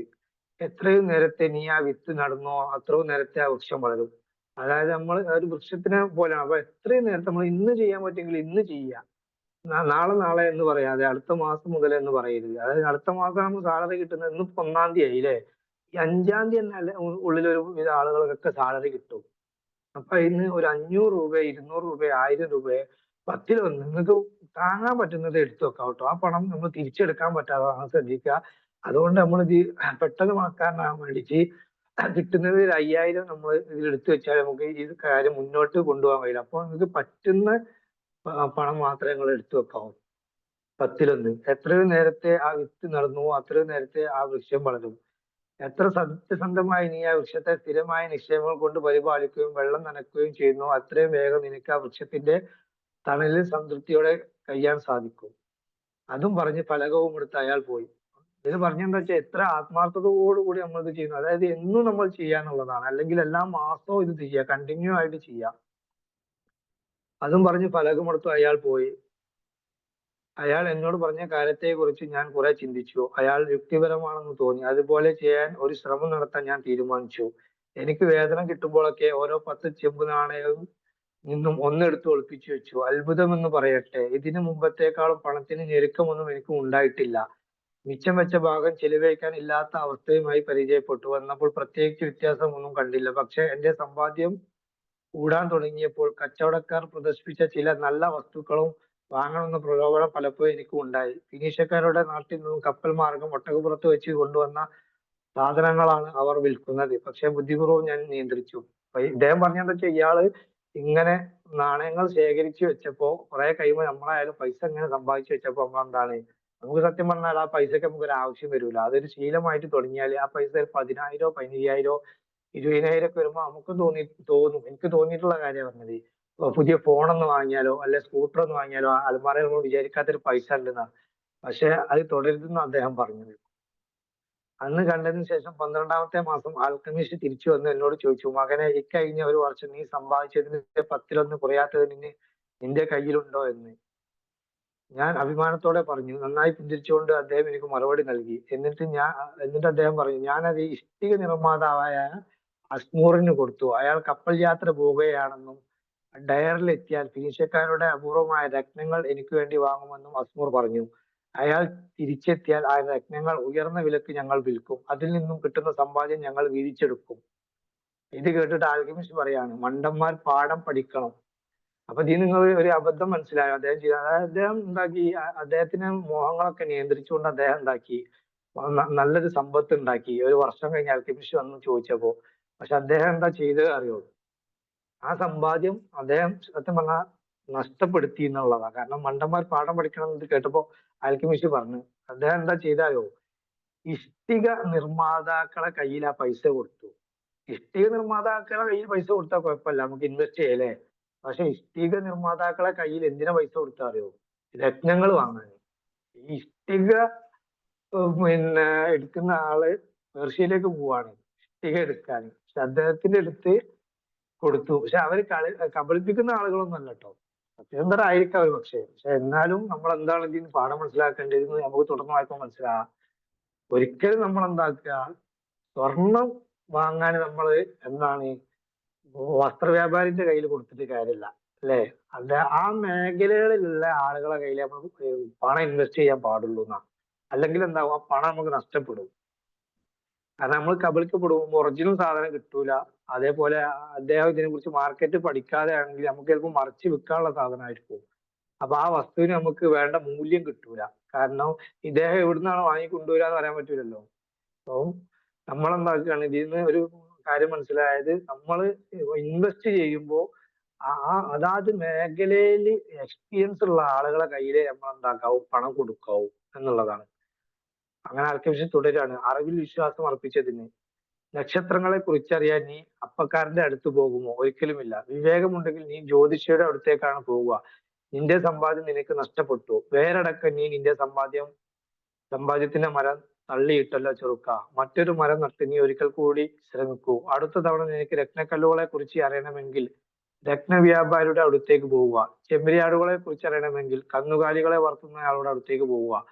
സൗജന്യമായി അറിയപ്പെടുന്ന ഒന്നാണ് ഉപദേശം. നിനക്ക് പ്രധാനം എന്ന് തോന്നുന്ന ഉപദേശം മാത്രം എടുക്കാൻ ശ്രദ്ധിക്കുക. നിന്റെ സമ്പാദ്യം എന്തു ചെയ്യണമെന്ന് ഉപദേശം നീ ആ വിഷയത്തിൽ ഒരു പരിചയമില്ലാത്ത ആളിൽ നിന്നും സ്വീകരിക്കുന്നയാൾ കിട്ടിയ ഉപദേശം വ്യാജമായിരിക്കും എന്ന് തെളിയിക്കാൻ നിന്റെ സമ്പാദ്യം നൽകേണ്ടി വരും. ഇത് പറഞ്ഞും ആൽക്കമിസ്റ്റ് സ്ഥലം വിട്ടു.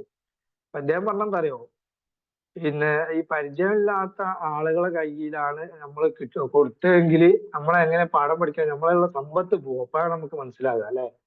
ഇപ്പൊ ഉദാഹരണം പറയുകയാണെങ്കിൽ ഇപ്പൊ ഇതില് സുനിലേട്ടൻ ഉണ്ട്, സുനിൽ സാർ ഉണ്ട്. അപ്പോ സുനിൽ സാറൊക്കെ എന്നാൽ ഏത് മേഖലയിലാണ് കൂടുതൽ തിളങ്ങിയിരിക്കുന്നത് വെച്ചാൽ റിയൽ എസ്റ്റേറ്റിലേക്കാണ്. അപ്പൊ നമുക്കൊരു സ്ഥലത്തിനെ കുറിച്ചിട്ടുള്ളോ അല്ലെങ്കിൽ ഏത് ഏരിയയിൽ എത്ര മാർക്കറ്റ് ഉണ്ട് എന്നൊക്കെ അറിയണമെങ്കിൽ ചിലപ്പോൾ അദ്ദേഹമായിട്ട് ബന്ധപ്പെട്ട് നമുക്ക് അറിയാൻ പറ്റും. പക്ഷെ ഇത് അറിയാത്ത തൊട്ടടുത്തുള്ള ആ സ്ഥലത്തിന്റെ തൊട്ടടുത്തുള്ള ഒരു ചായക്കടക്കാരന്റെ അടുത്ത് പോയിട്ട് ഞാൻ ചോദിക്കുകയാണ്, ഒരാൾ വില പറഞ്ഞതിന് ശേഷവും അവിടുന്ന് ഒരു ചായയും പരിപാടിയെ കുറിച്ച് ചോദിക്കുകയാണ്, ഇവിടെ എന്താണ് മാർക്കറ്റ് ഉള്ളതെന്ന് പറഞ്ഞിട്ട് അദ്ദേഹം ആ മാർക്കറ്റ് പറഞ്ഞു. അപ്പോ ഈ സ്ഥലത്തിന്റെ ഓണർ പറഞ്ഞ അതേ തുല്യമായിട്ടുള്ള സ്ഥലമാണ് ഞാൻ വാങ്ങുന്നതെങ്കിൽ എന്താണ്, ഞാൻ അത് കൊടുത്തു കഴിഞ്ഞിട്ട് ഞാനിത് വിൽക്കുന്ന സമയത്താണ് അറിയുന്നത് ഞാൻ വാങ്ങിയതിനേക്കാൾ കുറഞ്ഞ വിലയെ ആ പ്ലോട്ടിനുള്ളൂ. അപ്പൊ എന്റെ കയ്യിൽ നിന്ന് ലക്ഷങ്ങൾ ചിലപ്പോൾ പോയി കഴിഞ്ഞിട്ടുണ്ടാവും. അപ്പൊ നമ്മൾ എന്താക്കുക, തൊട്ടടുത്ത് ചായക്കടക്കാരനാണുള്ളതെങ്കിൽ ചായക്കടക്കാരനോട് ചോദിച്ചിട്ട് കാര്യമില്ല. ഞാൻ പറഞ്ഞ് പഞ്ചസാരന്റെ വില വേണമെങ്കിൽ ചോദിക്കുക, ചായപ്പൊടിന്റെ വില വേണമെങ്കിൽ ചോദിക്കുക, ഉഴുന്നിന്റെ വില, മൈദന്റെ വില ഒക്കെ ചിലപ്പോൾ അദ്ദേഹത്തിന് അറിയാൻ പറ്റും. അപ്പൊ നമ്മൾ ഓരോരോ മേഖലയിലുള്ള ആളുകളോട് നമ്മൾക്ക് വേണം കാര്യങ്ങൾ ചോദിക്കാൻ എന്നുള്ളതാണ്. ഇപ്പൊ നമ്മളെ ബന്ധുക്കളോ നമ്മളവിടെ പ്രായം കൂടുതൽ ആളുകളോടൊന്നും ചോദിച്ചിട്ട് നമുക്ക് ഒരു കാര്യം ഉണ്ടാവില്ല. ആ മേഖലയിലുള്ള ആളുകളോട് ചോദിച്ചിട്ട് നമ്മൾ ഇൻവെസ്റ്റ് ചെയ്യുക എന്നുള്ളതാണ് ഇതിൽ നിന്നും പറയുന്നത്. അപ്പൊ അടുത്ത വരി ചോദിക്കുന്നതിന് മുമ്പ് ഒന്ന് ചോദിക്കുകയാണ്, ഞാൻ പറയുന്ന കാര്യങ്ങൾ മനസ്സിലാകുന്നുണ്ടോ സുനിൽ സാർ, അല്ലെ ബഷീർ സാർ? സ്പീഡാവുന്നുണ്ടോ? റീഡിങ് ആയതുകൊണ്ട് ആരെങ്കിലും ഒരാൾ അങ്ങോട്ട് ചെയ്ത് പറയുകയാണെങ്കിൽ. നന്നായിട്ടല്ലേ? ആണ്, മനസ്സിലാവുന്നുണ്ട്. Okay, thank U. കേൾക്കുന്നുണ്ട് സർ. Thank U. കേൾക്കുന്നുണ്ട്, പക്ഷെ മനസ്സിലാവുന്നുണ്ടോ? കാരണം പെട്ടെന്ന് ഫാസ്റ്റ് ആയി പോകുന്നുണ്ടോ? കാരണം ഒരുപാട് ചാപ്റ്റർ ഉള്ള ഒരു പുസ്തകമാണ്. മനസ്സിലാവുന്നുണ്ടല്ലോ പറയുന്നത്? കുഴപ്പമില്ല. മനസ്സിലാവുന്നുണ്ടോ? Thank you. അങ്ങനെ കാര്യങ്ങൾ ആൽക്കമിസ്റ്റ് പറഞ്ഞതുപോലെ തന്നെ വന്നു. വഞ്ചകരായ ഫിനീഷ്യക്കാർ രത്നങ്ങളാണെന്ന് തോന്നിപ്പിക്കുന്ന ഉപയോഗശൂന്യമായ സ്ഫടിക കഷ്ണങ്ങളാണ് അസ്മൂറിന് വിറ്റത്. പക്ഷെ ആൽക്കമിസ്റ്റ് ആവശ്യപ്പെട്ടതുപോലെ ഞാൻ വീണ്ടും എന്റെ വരുമാനത്തിന്റെ ഓരോ 10 ചെമ്പ് നാണയങ്ങളിൽ നിന്നും 1 വീതം മിച്ചം വെക്കാൻ തുടങ്ങി. അങ്ങനെ ചെയ്യുന്നത് എന്റെ ഒരു ശീലമായി മാറിയതിന് എനിക്കതൊരു ബുദ്ധിമുട്ടില്ലാതായി മാറി. വീണ്ടും 12 മാസങ്ങൾ കഴിഞ്ഞപ്പോൾ പകൽ എഴുത്തുകാരുടെ മുറിയിലേക്ക് ആൽക്കമിസ്റ്റ് വീണ്ടും കടന്നു വന്ന് എന്നോട് ചോദിച്ചു, അവസാനമായി ഞാൻ നിന്നെ കണ്ടതിന് ശേഷം എന്ത് പുരോഗതിയാണ് നീ ഉണ്ടായത്? ഞാൻ എന്റെ വേതനം സത്യസന്ധമായി നൽകി. ഞാൻ മറുപടി നൽകി. എന്റെ സമ്പാദ്യം ആഗർ എന്ന പരിചയ നിർമ്മാതാവിന് വെങ്കലം വാങ്ങാൻ ഏൽപ്പിച്ചു. ഓരോ 4 മാസം കൂടുമ്പോഴും അയാൾ എനിക്ക് വാടക തന്നു. അപ്പൊ അദ്ദേഹം, ചില ആളുകളൊക്കെ ഉണ്ടാവും, നമ്മളൊക്കെ ഇപ്പൊ ഈ വിവേചികളൊക്കെ ഉണ്ടായിട്ടാണ്. പല ആളുകൾക്കും സമ്പത്ത് ഒരുപാട് നഷ്ടപ്പെട്ടു പോയിട്ടുണ്ട്, ഒരു മേഖലയിൽ അറിയാതെ നമ്മൾ പോയിട്ട്. അങ്ങനെ ഇദ്ദേഹം എന്താണ് ഒരു ഹാബിറ്റാക്കി മാറ്റിയോണ്ട് ഇദ്ദേഹം വീണ്ടും സമ്പത്ത് ഒരുമിച്ച് കൂട്ടി ഇദ്ദേഹം എന്താക്കി, രണ്ടാമത് പരിചയം നിർമ്മിക്കുന്ന ആളുകളെ കയ്യിലാണ് ഇദ്ദേഹം പൈസ കൊടുത്തത്. അങ്ങനെ ഇദ്ദേഹത്തിന് നല്ലൊരു വരുമാനം അവിടുന്ന് കിട്ടി തുടങ്ങി. രണ്ടാമത് അദ്ദേഹം വിജയിച്ചു. അങ്ങനെ നന്നായി ആ വാടക തുക കൊണ്ട് നീ എന്താണ് ചെയ്തത്, അങ്ങനെ വാടക തുക കൊണ്ട് നീ എന്താണ് ചെയ്തതെന്നാണ് അദ്ദേഹം ചോദിച്ചത്. അതായത് വരുമാനം കൊണ്ട് എന്ത് ചെയ്തു എന്ന്. അപ്പൊ അദ്ദേഹം പറഞ്ഞു, തേനും നല്ല വീഞ്ഞും രുചിയുള്ള കേക്കും കൂടിയ നല്ല സദ്യ കഴിച്ചു, ഒരു കടും ചുവപ്പുള്ള ഉടുപ്പ് വാങ്ങി, എനിക്ക് സഞ്ചരിക്കാൻ ഒരു കഴുതയെ ഞാൻ വാങ്ങി. അത് കേട്ട് ആൽക്കെമിസ്റ്റ് ചിരിച്ചുകൊണ്ട് പറഞ്ഞു, നീ നിന്റെ സമ്പാദ്യത്തിന്റെ സന്തതികളെയാണ് തിന്നുന്നത്. നിനക്ക് വേണ്ടി തൊഴിൽ ചെയ്യേണ്ടവരാണ് ആ സന്തതികൾ. അവരില്ലാതെയാൽ നിനക്ക് വേണ്ടി തന്നെ തൊഴിൽ ചെയ്യേണ്ട അവരുടെ സന്തതികളെ എങ്ങനെ ഉണ്ടാക്കും? ആദ്യം നീ സ്വർണ്ണ നാണയങ്ങളായ അടിമകളുടെ ഒരു സൈന്യത്തെ ഉണ്ടാക്കുക. അതുണ്ടായാൽ പശ്ചാത്താപമൊന്നുമില്ലാതെ നിനക്ക് സമ്പുഷ്ടമായി വിരുന്ന് തന്നെ ആസ്വദിക്കാൻ പറ്റും. ഇതും പറഞ്ഞു ആൽക്കെമിസ്റ്റ് പോയി. അപ്പൊ ഇദ്ദേഹം പറഞ്ഞ എന്താ അറിയോ, ഇപ്പൊ പണ്ടത്തെ കാര്യങ്ങളാണ് നമുക്ക് പെട്ടെന്ന് ഉൾക്കൊള്ളാൻ കഴിയും. അന്ന് അത്രയും പൈസ വേണം ഈ കാര്യങ്ങൾക്കൊക്കെ, ഒരു കൈതന വാങ്ങാനോ നല്ലൊരു ഭക്ഷണം കഴിക്കാനോ. അപ്പൊ ഇന്നത്തെ കാലത്ത് നമ്മൾ പിന്നെ വിചാരിക്കേണ്ട എന്താ വെച്ചാൽ, നല്ലൊരു വരുമാനം കിട്ടി കഴിഞ്ഞാൽ ചിലപ്പോൾ പെട്ടെന്ന് ആൻഡ്രോയിഡ് ഫോൺ, ചിലപ്പോൾ ഐഫോൺ ഒന്നും വാങ്ങണം തോന്നും. അപ്പൊ ഇതിലിപ്പോ കൈതന്റെ കാര്യം പറഞ്ഞതുകൊണ്ട് നമ്മൾ എന്താക്കും, നമ്മളിപ്പോ സ്കൂട്ടറിലാണ് യാത്ര ചെയ്യുന്നത്, കയ്യിൽ അത്യാവശ്യം പൈസ ഉണ്ടല്ലോ, നമുക്കൊരു വരുമാനം കിട്ടി കഴിഞ്ഞിട്ടാണ് അദ്ദേഹം പറയുന്നത്. വരുമാനം കിട്ടിയത് എന്താക്കി എന്നാണ് ചോദിച്ചത്. ആദ്യത്തത് അദ്ദേഹം എന്താക്കി, ഇൻവെസ്റ്റ് ചെയ്തു. ആ ഇൻവെസ്റ്റിൽ നിന്ന് നല്ലൊരു വരുമാനം അദ്ദേഹത്തിന് കിട്ടിക്കൊണ്ട് നിൽക്കുകയാണ്. അപ്പൊ നിങ്ങൾ ഉദ്ദേശിച്ചത്, നിങ്ങൾ 1,00,000 നിങ്ങൾക്ക് ഉണ്ടെങ്കിൽ നിങ്ങൾക്ക് ഒരു 20,000 രൂപ അല്ലെങ്കിൽ 10,000 രൂപ മാസം വരുമാനം കിട്ടി തുടങ്ങിയെന്ന് വിചാരിക്കുക. ആ കിട്ടി തുടങ്ങിയ പൈസ കൊണ്ട് നമ്മൾ എന്താക്കുക, ഇതിൽ പറഞ്ഞ പോലെ ചെയ്താൽ നമ്മളെന്താണ്, ആ സന്തതികളെ തിന്നുന്നതിന് തുല്യമാണെന്നാണ് പറഞ്ഞത്. അതായത് നമ്മൾ ചിലപ്പോൾ ഒരു സ്കൂട്ടർ വാങ്ങും, അല്ലെങ്കിൽ ഒരു ഫോൺ വാങ്ങും. അതായത് കിട്ടുന്ന വരുമാനം, കാരണം നമ്മളെ ഇൻവെസ്റ്റ് അതിലുണ്ടല്ലോ എന്ന് കരുതിയിട്ട് നമ്മൾ എന്താക്കാണ്, വരുന്ന സന്തതികളൊക്കെ വേറെ ഒന്നിലേക്ക് ഇൻവെസ്റ്റ് ചെയ്യാതെ വീണ്ടും വീണ്ടും ആ കിട്ടുന്ന പണമൊക്കെ നമ്മൾ ഉപയോഗിക്കുകയാണ്. അങ്ങനെ ആയാൽ ചിലപ്പോൾ ഒരു പക്ഷേ കിട്ടിക്കൊണ്ടിരിക്കുന്ന വരുമാനം നിന്ന് കഴിഞ്ഞാൽ എന്താണ്, നമ്മളെ കയ്യിൽ ഒന്നും ഇല്ലാതെ നമ്മൾ വീണ്ടും പഴയ സ്ഥിതിയിലേക്ക് പോകും. ചിലപ്പോൾ അത് പൊട്ടിപ്പോയാൽ ആ പൈസ തന്നെ നമുക്ക് നഷ്ടപ്പെട്ടേക്കാം. അപ്പൊ അദ്ദേഹം പറയുന്നത്, ആ കിട്ടുന്ന വരുമാനം വീണ്ടും നമ്മൾ റീഇൻവെസ്റ്റ് ചെയ്യുക, വേറെ എന്തിലേക്കെങ്കിലും നമ്മൾ എന്താക്കുക ചെയ്യുക. അപ്പൊ അതിൽ നിന്നും നമുക്ക് വരുമാനം കിട്ടും. അപ്പൊ ഇതിനൊക്കെ എല്ലാത്തിനും കിട്ടും. നമ്മളെ ആവശ്യങ്ങളിലേക്ക് നമ്മൾ പറഞ്ഞ ആദ്യം നമ്മൾ ചെയ്യുന്ന ആ പൈസ നമ്മൾ എടുക്കുക, അതിൽ നിന്നൊക്കെ ഈ 10% ഈ കിട്ടുന്ന ലാഭങ്ങളിൽ നിന്നൊക്കെ നമ്മൾ മാറ്റി വെക്കുക എന്നുള്ളതാണ് അദ്ദേഹം പറഞ്ഞത്. പിന്നീട് 2 വർഷത്തേക്ക് ഞാൻ അയാളെ കണ്ടില്ല. ഒരിക്കൽ കൂടി അയാൾ തിരിച്ചു വന്നു. അയാളുടെ മുഖത്ത് മുഴുവൻ ആഴത്തിലുള്ള ചുളിവുകൾ ഉണ്ടായിരുന്നു. അയാളുടെ കണ്ണുകൾ വാടിയിരുന്നു. അയാൾ ഒരു വൃദ്ധനായി മാറുകയായിരുന്നു. എന്നോട് അയാൾ ചോദിച്ചു, അർക്കാഡ്, നീ സ്വപ്നം കണ്ട സമ്പത്ത് നീ നേടിയോ? അതിന് ഞാൻ മറുപടി പറഞ്ഞു, ഞാൻ ആഗ്രഹിച്ച എല്ലാം നേടാൻ കഴിഞ്ഞില്ലെങ്കിലും എന്റെ കയ്യിൽ കുറച്ച് സമ്പാദ്യമുണ്ട്. ആ സമ്പാദ്യം എനിക്ക് കൂടുതൽ ആദായം തരുന്നു. ആ ആദായത്തിൽ നിന്നും എനിക്ക് കൂടുതൽ വരുമാനം ഉണ്ടാകുന്നു. ഇപ്പോഴും ഈ ഇഷ്ടിക നിർമ്മാതാക്കളുടെ ഉപദേശം തേടാറുണ്ടോ എന്ന് അദ്ദേഹം ചിരിച്ചുകൊണ്ട് ചോദിച്ചു. അപ്പൊ മറുപടി പറയാണ്, ഇഷ്ടിക നിർമ്മാണത്തെ കുറിച്ച് അവർ നല്ല ഉപദേശം നൽകുന്നു. ഞാൻ മറുപടി കൊടുത്തു, അർക്കാഡ്, നിന്റെ പാഠങ്ങൾ നീ നന്നായി പഠിച്ചു. അയാൾ പറഞ്ഞു, നീ ആദ്യം പഠിച്ചത് നിനക്ക് സമ്പാദിക്കാൻ കഴിയുന്നതിനേക്കാൾ കുറഞ്ഞ പണം കൊണ്ട് നിനക്ക് ജീവിക്കാൻ കഴിയുമെന്നാണ്. പിന്നെ നീ പഠിച്ചത് അനുഭവങ്ങളിലൂടെ നേടിയ പാഠങ്ങൾ നൽകാൻ കഴിവുള്ളവരിൽ നിന്നും ഉപദേശം തേടുക എന്നുള്ളതാണ്. അവസാനമായി നീ പഠിച്ചത് നിന്റെ സമ്പാദ്യമാകുന്ന സ്വർണ്ണ നാണയങ്ങൾ നിനക്ക് വേണ്ടി പണിയെടുപ്പിക്കുക എന്നുള്ളതാണ്. അങ്ങനെ 3 കാര്യങ്ങൾ അദ്ദേഹം പഠിച്ചു എന്നാണ് പറയുന്നത്. ഇനി ഞാൻ വീണ്ടും വായിക്കണോ? ആരെങ്കിലും ഒരാൾ പറയോ? ഈ 3 കാര്യങ്ങൾ നിങ്ങൾക്ക് മനസ്സിലായോ? സാർ, മനസ്സിലായില്ലേ? ഈ 3 കാര്യങ്ങളാണ് അദ്ദേഹം പഠിച്ചത്. മനസ്സിലായില്ല. മനസ്സിലായില്ലേ? ഈ 3 കാര്യങ്ങൾ അദ്ദേഹം പഠിച്ചു. നൗഫൽ സർ, ഒരു മിനിറ്റ്, നമുക്ക് ടൈം ഓൾമോസ്റ്റ് ആയിട്ടുണ്ട്. അവന്റെ ചെയ്യേണ്ടത്. ഓക്കെ, ഞാൻ ഈ ഒരു പിന്നെ ഖണ്ഡിക പൂർത്തീകരിച്ചിട്ട് നമുക്ക് പിന്നെ അവസാനിക്കാം. Okay, thank U. ശ്രദ്ധിച്ചില്ല, വായിച്ചു പോയ ഫ്ലോയിലെ അത്രയും ഇൻട്രസ്റ്റ് ആയിട്ടുള്ള ഒരു പുസ്തകമാണ്. Thank you. അങ്ങനെ അദ്ദേഹം ഞാൻ ഈ ഒരു കാര്യം, ഈ ഒരു വാക്ക് ഒന്നും കൂടി റിപ്പീറ്റ് ആയിട്ട് വായിക്കാം, എന്നിട്ട് നമുക്കിത് അവസാനിക്കാം. അപ്പൊ അർക്കാഡ്, നീ നിന്റെ പാഠങ്ങൾ നീ നന്നായി പഠിച്ചു. അയാൾ പറഞ്ഞു, നീ ആദ്യം പഠിച്ചത് നിനക്ക് സമ്പാദ്യം ഉണ്ടാക്കാൻ കഴിയുന്നതിനേക്കാൾ കുറഞ്ഞ പണം കൊണ്ട് നിനക്ക് ജീവിക്കാൻ കഴിയുമെന്നുള്ളതാണ്. രണ്ടാമത്തത്, നീ പഠിച്ചത് അനുഭവങ്ങളിലൂടെ നേടിയ പാഠങ്ങൾ നൽകാൻ കഴിവുള്ളവരിൽ നിന്നും ഉപദേശം തേടുക എന്നുള്ളതാണ്. അവസാനമായി നീ പഠിച്ചത് നിന്റെ സമ്പാദ്യമാകുന്ന സ്വർണ്ണ നാണയങ്ങളെ നിനക്ക് വേണ്ടി പണിയെടുക്കുക എന്നുള്ളതാണ്. സ്വർണ്ണ നാണയങ്ങൾക്ക് ബദല് നമ്മൾ എന്താക്കുക, നമ്മൾ എടുത്തു വെച്ച പണം ഉണ്ടല്ലോ, നമ്മൾ പറഞ്ഞ 10-1, ആ പണത്തെ നമ്മൾ എന്താക്കുക, ഒരു വരുമാനമാക്കി മാറ്റുക എന്നുള്ളതാണ്. അപ്പൊ ഈ 3 പാഠങ്ങളാണ് ഈ അധ്യായത്തിൽ നിന്ന് കിട്ടിയത്. ഇതിനു മുമ്പ് പറഞ്ഞ കാര്യങ്ങളും ഇതിൽ ഈ ചാപ്റ്ററിന്റെ ഒരു അധ്യായം പോലും നമ്മൾ ഇന്ന് വായിച്ചു തീർച്ചിട്ടില്ല. 40 പേജ് നമ്മൾ വായിച്ചെങ്കിലും ഒരു ചാപ്റ്റർ നമ്മൾ സ്കിപ്പ് ചെയ്തതാണ്. അപ്പൊ വളരെ നല്ല സാധാരണ ഞാൻ 6:20 ആകുമ്പോൾ നിർത്താറുണ്ട്. സോറി, ഞാൻ ശ്രദ്ധിച്ചില്ല സമയം. അപ്പൊ അത്രയും നല്ല ബുക്കാണ്. ഇതിന്റെ ഇവിടുന്ന് അങ്ങോട്ടുള്ള അധ്യായങ്ങളൊക്കെ പറഞ്ഞാൽ നമുക്ക് വളരെ ഇൻട്രസ്റ്റിംഗ് ആയിട്ടുള്ള ബുക്കാണ്. രസകരമായിട്ട് നമുക്ക് എങ്ങനെ സമ്പത്ത് ഉണ്ടാക്കുക എന്നുള്ളത്, പക്ഷെ അത് ഇംപ്ലിമെന്റ് ചെയ്യാൻ നമ്മൾ ശ്രമിക്കുക എന്നുള്ളതാണ്. Thank you all. Thank you Naufal sir, thank you so much. Sir പറഞ്ഞ പോലെ ടൈം ശ്രദ്ധിച്ചില്ല എന്ന പോലെ ഞങ്ങളും അത് ടൈമിലേക്ക് നോക്കിയിട്ടുണ്ടായിരുന്നില്ല. ഓക്കെ, അപ്പം നല്ല ഇൻട്രസ്റ്റിംഗ് ആയിട്ടുള്ള കുറച്ച് കാര്യങ്ങളൊക്കെയാണ് കേട്ടിട്ടുള്ളത് അല്ലെ? നൗഫൽ സർ പറഞ്ഞ പോലെ നമ്മൾ ഇംപ്ലിമെന്റ് ചെയ്യുമ്പോഴാണ് നമുക്ക് എന്ത് ചെയ്യാം, ഇതിലെ റിസൾട്ട് കാണാൻ പറ്റുക. സോ ഞാൻ കൂടുതൽ പറയുന്നില്ല. എന്താണ് നിങ്ങളുടെ അഭിപ്രായം? പറഞ്ഞോളൂ, പെട്ടെന്ന് പറഞ്ഞോളൂ.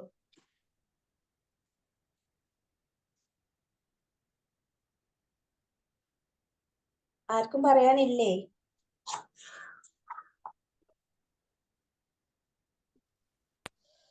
പറയാനുണ്ടോ?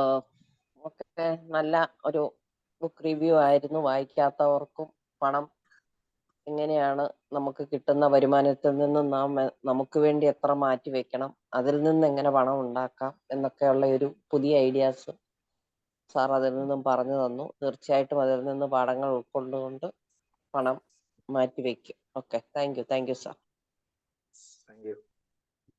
Thank you Sheela ma'am, thank you so much. അടുത്ത ആരാണ്?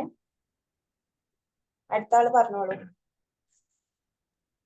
വളരെ നന്നായിരുന്നു സർ. ആദ്യം മുതൽ അവസാനം വരെയും നമ്മൾ ഈ പറഞ്ഞ മാതിരി ടൈം പോയത് അറിഞ്ഞില്ല. അത്രയും ക്ലിയർ ആയിട്ട് എക്സ്പ്ലെയിൻ ചെയ്ത് തന്നെ പോയിക്കൊണ്ടിരിക്കുകയായിരുന്നു. വളരെ നന്നായിരുന്നു. Thank you. Thank you Murthy sir, thank you so much. ഇനി ആരെങ്കിലും ഉണ്ടോ? Naufal sir, magic morning.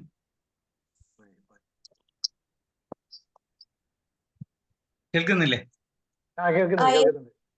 നല്ല ഒരു കഥ പറയുന്ന മാതിരി രസകരമായിട്ട് തന്നെ അവതരിപ്പിച്ചിട്ടുണ്ട്. അത് നല്ല 3 പോയിന്റ്സ് കറക്റ്റ് ആയിട്ട് പറഞ്ഞിട്ടാണ്. സ്വന്തമായിട്ട് അവനവന് വേണ്ടിയിട്ട് സമ്പത്തിന്റെ ഒരു ഭാഗം, അതായത് മിനിമം ഒരു 10% എങ്കിലും മാറ്റി വെക്കുക എന്നുള്ളത് വളരെയധികം ഇതാണ്. പിന്നീട് അത് നല്ല രീതിയിൽ ഇൻവെസ്റ്റ് ചെയ്യുക. അത് ഇൻവെസ്റ്റ് ചെയ്യാൻ അതിന് അറിയുന്ന ആ മേഖലയിൽ പ്രാവീണ്യം നേടിയ ആൾക്കാരോട് സംസാരിച്ചിട്ട് അവരെ ഉപദേശം കിട്ടിയിട്ട് നല്ല രീതിയിൽ ഇൻവെസ്റ്റ് ചെയ്യുക എന്നുള്ളതാണ്. അതുപോലെ തന്നെ നമ്മളെ സമ്പത്ത് അങ്ങനെ ഇൻവെസ്റ്റ് ചെയ്ത പണം നമ്മൾക്ക് വേണ്ടിയിട്ട് പണിയെടുക്കുക എന്നുള്ളതാണ്. അതായത് പാസീവ് ഇൻകം എങ്ങനെ നമുക്ക് ലഭിക്കും എന്നുള്ള രീതിയിലുള്ള നല്ലതാണ്. അപ്പോൾ ഈ സാമ്പത്തിക അച്ചടക്കത്തിനെ പറ്റിയിട്ട്, ധനസമ്പാദനത്തിനെ പറ്റിയിട്ട് നല്ലൊരു ബുക്ക് റിവ്യൂ ആണ് ഇന്ന് കിട്ടിയത്. Thank you very much. നന്നായിട്ടുണ്ടായിരുന്നു. Thank you Mani sir, thank you so much.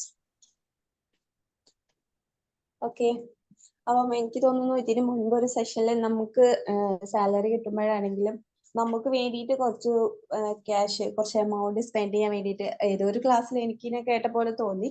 നമുക്ക് ഇഷ്ടമുള്ള ഫുഡ്, നമുക്ക് ഇഷ്ടമുള്ള സ്ഥലങ്ങളിൽ യാത്ര ചെയ്യുക, അതുപോലെ തന്നെ നമുക്ക് വേണ്ട ഡ്രസ്സുകൾ, അങ്ങനത്തെ കുറച്ച് കാര്യങ്ങൾക്ക് വേണ്ടിയിട്ട് നമ്മൾ സാലറിയിൽ നിന്ന് കുറച്ച് ക്യാഷ് സ്പെൻഡ് ചെയ്യുക എന്നുള്ള ഒരു രീതിയിലുള്ള സെഷൻസ് കിട്ടിയിട്ടുണ്ടായിരുന്നു.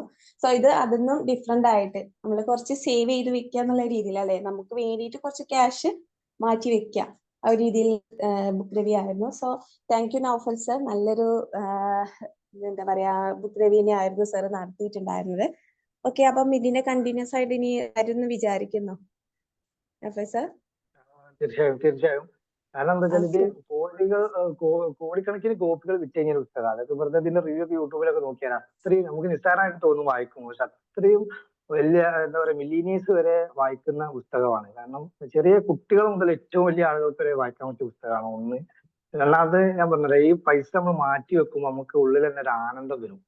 അതായത് ഞാൻ പിന്നെ പൈസ എവിടെ വെക്കുക അങ്ങനെയല്ല, പെട്ടെന്ന് എടുത്തു പോകരുതല്ലോ. അപ്പൊ ഞാൻ വൈഫിന്റെ ഇവിടുന്ന് ജ്വല്ലറിന്ന് പർച്ചേസ് ചെയ്ത് ചെറിയൊരു വലിയ ബാഗ് കിട്ടിയിരുന്നു.